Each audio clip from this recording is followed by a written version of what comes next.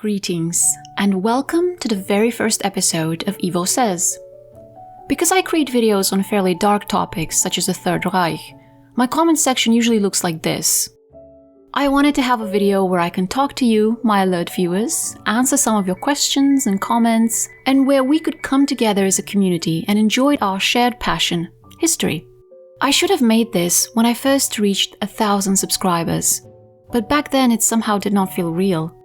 I have absolutely no one in my day-to-day life with whom I can talk about history, and when I started this channel, I thought to myself that it would be wonderful if I had 100 people with whom I could share my thoughts and my research. And now I suddenly have 5,000, which, needless to say, goes beyond my wildest expectations. A great big thank you to all of you who have watched my materials, provided feedback and words of encouragement. Reading your comments always brings me joy and makes me feel happy, motivated, and much less alone in my interests.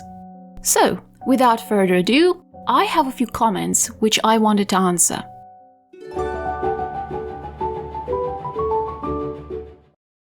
Mr. Stephen Justice mentions the following as a response to my video about Robert Schwentke's The Captain.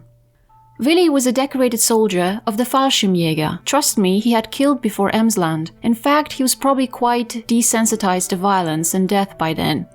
I agree with Mr. Justice here. Death was a constant companion to soldiers during that time. But I believe we must be very careful when it comes to believing Harold's claims about his military achievements. So far, there hasn't been any evidence uncovered which proves that Harold had earned any of his medals. Some of them are plausible, such as the Close Combat class, but his claim that he was awarded the Iron Cross first and second class should be, in my opinion, regarded with a healthy dose of skepticism. It was a little unusual for someone who was barely 18 and who had been in war for less than 6 months to earn such prestigious medals. Now, of course, absence of evidence is not evidence of absence, but considering Harold's terrible track record with honesty, one should be cautious and take further evidence into account before believing him. He is a fantastic liar. One only needs to look at the trial transcripts to see that. Fräulein H. is saying, I would be curious if you knew anything more about his time in the military. Did he have friends there? What did he witness? This would be very interesting to know. I only know what he wrote in various forms he had to fill out during his captivity, which is not the same as knowing the truth. Harold's military past is challenging to reconstruct. He himself offers several pieces of sometimes contradictory information, which is quite difficult to verify since the records of the Luftwaffe, along with many others, went up in smoke during the Second World War. One of his claims is that he belonged to the 4th Parachutist Division, 4th Pioneer Battalion, 3rd Company. The pioneers had a similar role to combat engineers. Their tasks were to construct makeshift bridges, lay mines, build fortifications, repair railway roads. They're essentially more on the logistical side, but still perfectly capable of combat operations. That being said, the 4th Pioneer Battalion suffered catastrophic losses in Italy, with hundreds of men killed, wounded, or missing. Groups such as the Grenade Launcher Group of the Light Engineer Column being almost entirely obliterated. So the scale of the bloodshed is challenging to the imagination, and there is no doubt that it was a horrific experience for any of the men involved in those operations. But I cannot estimate the extent to which this might have affected Harold. It certainly desensitized him to violence and allowed him to experience how it feels to operate within a framework where the adherence to laws and morality does not take a front seat. This would be a negative and harmful experience for anybody, and I doubt it did him good. But the exact extent to which he was affected remains a mystery for now, one which I am attempting to solve. As far as I know, both historians who personally knew Harold, that is, Captain Panchev and Wolfgang Bönitz, agreed that the war played a key role in turning him from an average soldier into the Emsland executioner. It's devastating in so many ways to see the effects of war on young people.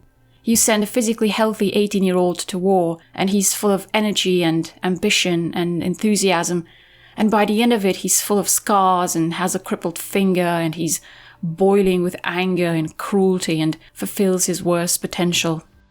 Did he have friends in the military? I don't know for sure. but probably. And I base this on the fact that his initial contact with the paratroopers took place in 1943 during his Reichsleben service months. When he came back home, he was very excited about the paratroopers. He could only talk about them and how amazing they were, and he expressed a strong desire to become one himself, something which we know he would go on to achieve. Surprisingly enough, he claims that he was part of the 18th Parachuters Regiment in Tangemünde between June and December 1943, which also covers his Reichsleben service, which took place between June and September of that year. I am not a Wehrmacht expert, but as far as I know, this regiment was only formed in 1944, so what he says seems inaccurate. But it does seem that he had some form of contact with the paratroopers during his Reichsleben service months. Now, if he had felt like an outsider during his time in the Reichsleben service, if he was shunned or if he couldn't make any friends, he probably wouldn't have been so enchanted with them. And while I do not think that he was a particularly warm person at his core, he was known to be very charismatic, cheerful, and sharp, useful qualities to have when attempting to forge friendships. It's just a working theory at this point. The only ones who might know something about this are his nephews, who might still be in possession of any letters he might have sent home from the front, or might remember what their parents, Harold's siblings, told them about him. Maybe. The truth is, the further away we get from a certain moment in time, the more difficult it is to gather information about somebody. There is a book written about the 4th Parachuters Division by Otto Schwentke. I am yet to get my hands on it, as it appears to be very rare, so I cannot tell you if it's any good, but it would be a resource. Next up, I have received numerous comments about how the volume of this video is too low. I would like to apologize for that. When I first uploaded it to YouTube, it sounded nice and clear, but apparently there were some spikes in the voice track and YouTube did not like that and automatically lowered the volume of the entire video a week later. I have been doing my best in my recent videos to avoid that problem. Alas, I do not have a technical team to help me with my video creation process. It's just me and a microphone and a good deal of trial and error. It's been quite a learning experience so far, and also one of the reasons why I release videos with the frequency of a lunar eclipse. I do everything from buying the books or copies of the archive documents, writing the script, recording the narration, selecting the music and the pictures and so on and so forth. This is a one-woman operation here. Moving on, Mr. Ford and several other alert viewers are asking whether there is any truth to the rumor that Reinhard Heydrich had Jewish blood. I once heard that Heydrich's mother was Jewish. The answer is no. Heydrich did not have Jewish blood. The source of the rumor is the following. His grandmother on his father's side, Ernestine, lost her first husband, Karl Julius Reinhold Heydrich, in 1874. He died of tuberculosis at only 37, leaving behind 6 young children, including Reinhard's father Bruno, and a destitute widow. The situation was desperate for Ernestine, and so she got remarried 3 years later to Gustav Robert Süß. He was a mechanic, 13 years younger than her, a Protestant, and poor. In Germany, however, Süß was known to be a Jewish name, and the rumor began to circulate that Bruno Heydrich was half Jewish. The fact that he became very successful and financially prosperous also fed into this narrative. For his part, Bruno made fun of these rumors and largely ignored them, and as a result, the rumors followed not just him, but also his children. People gossiped endlessly about this in the city of Halle, where the Heydrichs lived, and Reinhard Heydrich himself was often teased and bullied by peers who had heard the rumors. Now, even if Gustav Süß had really been Jewish, which he wasn't, he was Bruno Heydrich's stepfather, only 9.5 years older than him. Bruno was already 14 at the time of his mother's remarriage. There were no biological ties between him and his stepfather, and by extension, neither between Reinhard Heydrich and his step-grandfather. There is a very interesting article about this published in 2000 with the help of the Institute of Contemporary History in Munich, which I will link in the video description. It's in German, but it can be copied and pasted into a translator in case you're interested in more information about the topic. Moving right on to this alert viewer who wants to know what I thought about the film Anthropoid. I've never been too keen on Cillian Murphy's acting, but I thought the film was pretty good, especially the second half when all hell breaks loose. I think I would have enjoyed it more if I didn't already know what was going to happen. He would have been more gripping. There's a bit of Hollywood in there, such as Jan Kubish's portrayal of suffering from anxiety. The real Kubish had been a soldier for 6 years at that point, and had even won the Croix de Guerre, and there were no recorded instances of him having trouble with anxiety. But it largely sticks to the real events, which is quite rare with such films. In contrast to The Captain, Anthropoid gives more insight into the mind and motivations of its characters. You get an intimate glimpse of their struggles, you know what drove them, and ultimately, I think it's a tribute to the enormous courage that these men had to undertake such a dangerous mission. Whereas in The Captain, Harold shuts down once he reaches Aschendorfer Moor and becomes very opaque. I kept waiting for something to happen, to get some insight into his character, some explanation, but the film refuses to offer this. It can be frustrating, but I found that it mirrors in a way the experience of those who were directly involved in the case or who studied it. They all wanted to know why Harold did what he did, and nobody was really able to answer that with absolute certainty. I have studied this person for years, and I think I can offer a good explanation for why he did what he did, but in the end, I will never know the exact dosage of character traits and unfortunate circumstances that made Harold into the Emsland executioner. So I think that Anthropoid is more rewarding for the viewer from this point of view. Something that warmed my heart in particular was that the film offered an opportunity and a platform for those who have been calling for the exhumation and identification of the bodies of Gapci and Kubish, who were thrown into a mass grave, so that they may be given the dignified burial which they so richly deserved.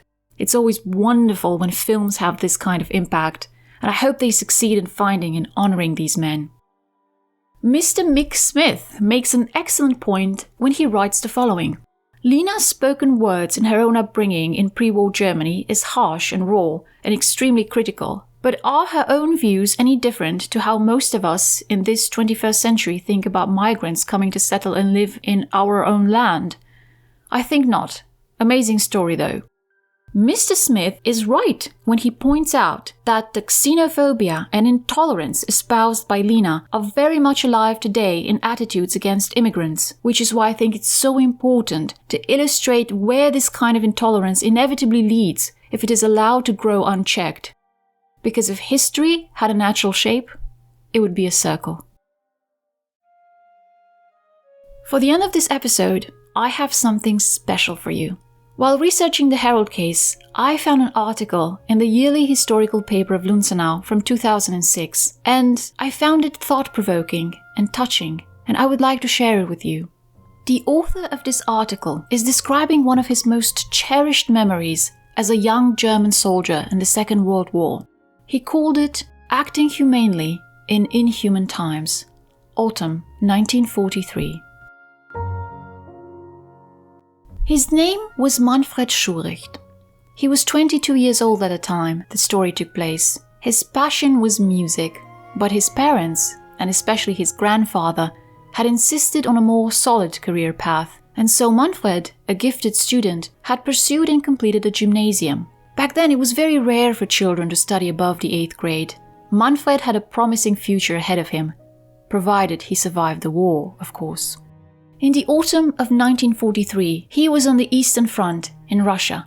His unit had retreated from the enemy and was headed to new positions when, suddenly, down the forest path, the sound of the engine of a T-34 tank could be heard. Sometimes it was audible, sometimes it was visible for a short time. Surprisingly, the T-34 did not fire. It only kept contact at a careful distance. Not a worthwhile target for our PaK anti-tank guns because of the dense forest. I dropped back from the middle of the marching column to get to the rear of the column. I was interested to see what it looked like there. And who was there with a small cart full of luggage? It was non-commissioned officer Auerswald. He had harnessed a shaggy little horse to the cart, and because he knew it well since he was a farm labourer, he was quite happy with his function there. Auerswald didn't like Manfred. The boy was too educated, expressed himself differently than the rest of his peers, and wasn't particularly good at manual labour. The older man resented this and had the habit of insulting Manfred and belittling his education.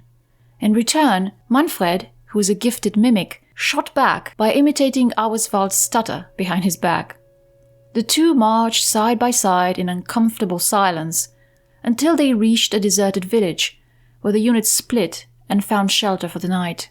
We stayed in the first house, closest to Ivan if he would show himself, and also closest to the T-34, which could be heard from time to time. I cooked a pot of potatoes and invited Auswald to join us. He accepted, and we ate in silence here too. Now the devil made me think a crazy thought. I wanted to shoot down the T-34 with a Panzerfaust. I wanted to force the Iron Cross and earn the Panzer badge at the same time. It was already a little late in the afternoon. The time was still favorable to be back under the cover of dusk.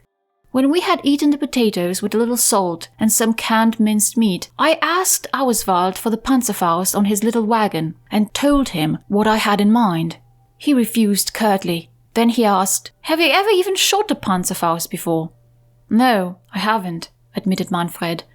"I've only seen it in a training course." "There you go," Auswald said. Again, there was silence. He thought again, along the lines of, if Schuricht shoots the tank, he gets the Iron Cross and the Panzer badge, and he, Auswald, also gets some shine because I was once in his group. But if the Russians shoot me or I'm hit by the exploding ammunition and parts of the tank, then he can say he moved away from the troop without his permission. Of course, he didn't really care how I would fare. Death was, after all, our constant companion. Whatever motivation Auswald might have had, he did give Manfred the Panzerfaust and allowed him to go and try his luck. Our protagonist made his way to the birch forest where the tank was hiding. I was determined to carry out my plan, but I also felt quite lonely and all on my own. It was an eerie and completely unfamiliar situation. I reached the forest road, which here lost itself in swampy terrain. The tank would have to stop here and then back away again, reversing. I looked for a rain gutter, raked up a lot of birch leaves, lay down in the gutter and covered myself completely with leaves. Nothing could be heard or seen of the tank. Only silence, sunshine, and a little rustle of the forest. I waited and waited. Then, a rustling in the leaves. I looked in that direction.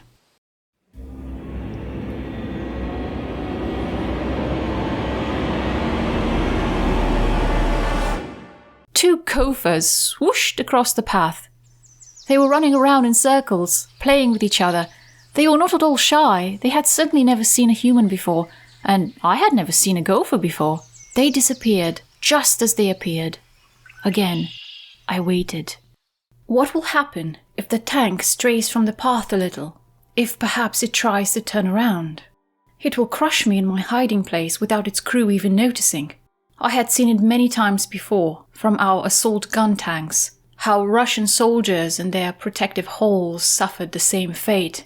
I was still waiting, and my recklessness was fading. What was the point of it anyway?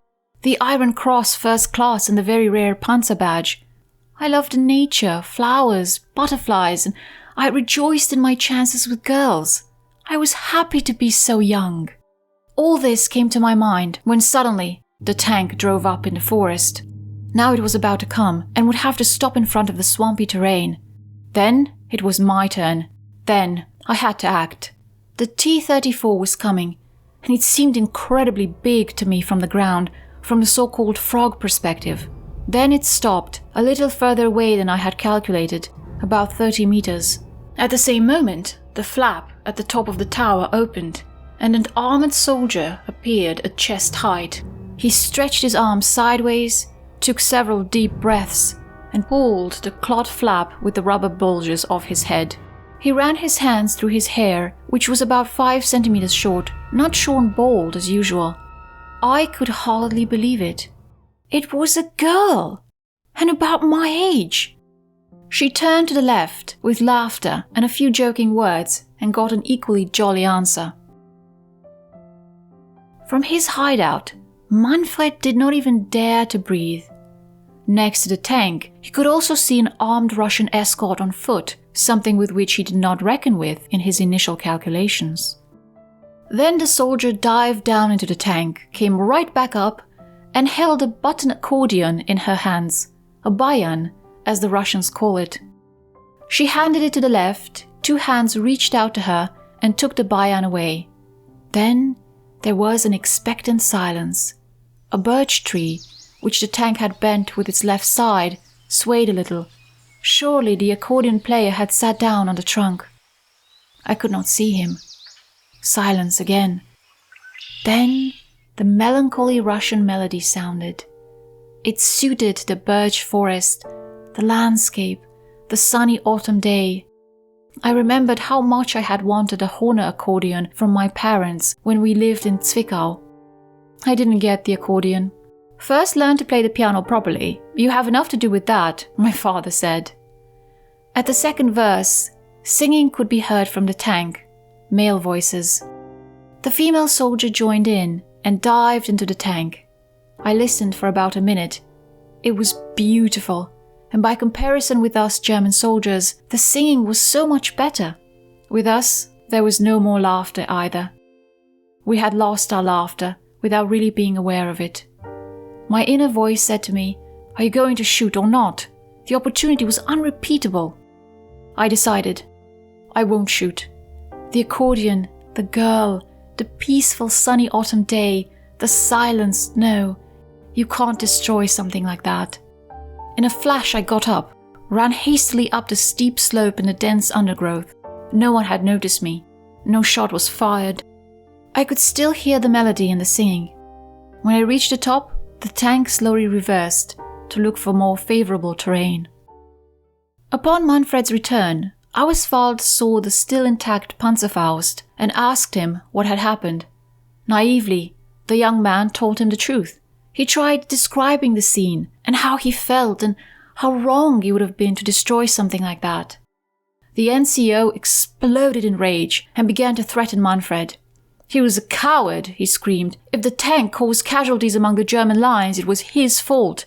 He will be court-martialed and executed, and so on and so forth. With great difficulty he calmed down, ordered Manfred to take the first fire watch, and went to sleep in the nearby house.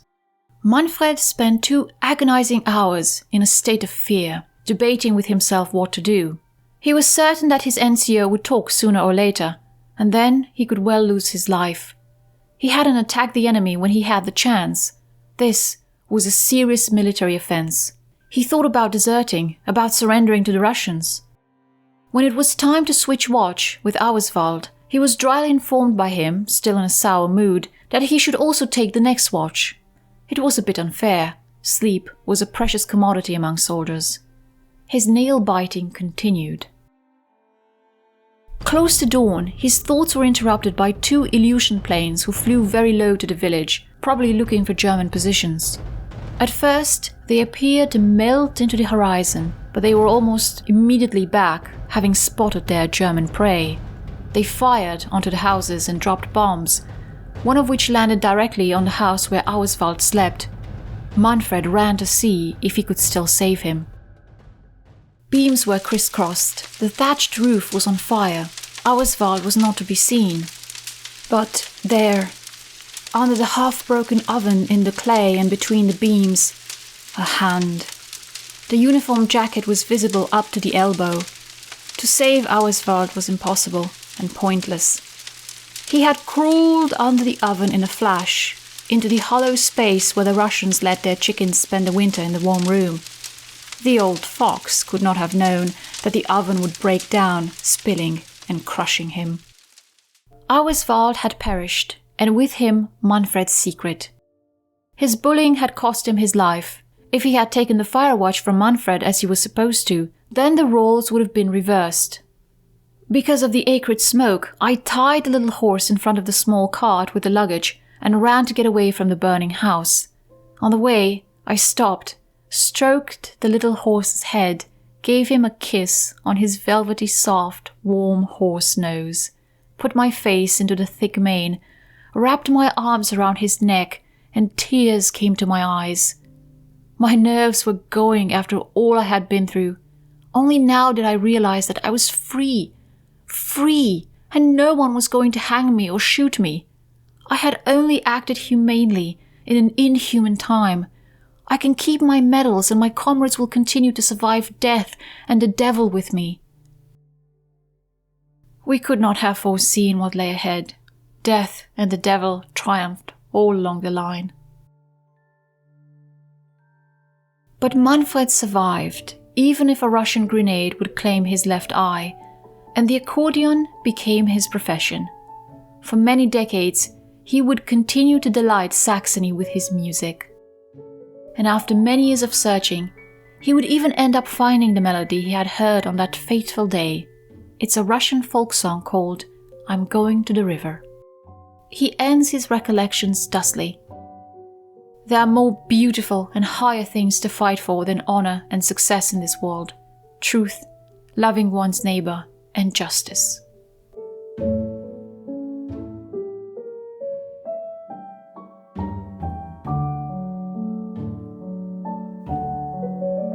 I hope you enjoyed this episode.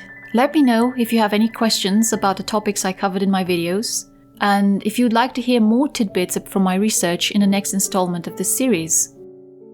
Please share this with your history-loving friends, subscribe if you haven't, and click the bell icon to be notified whenever I release a new material. Until then, take care.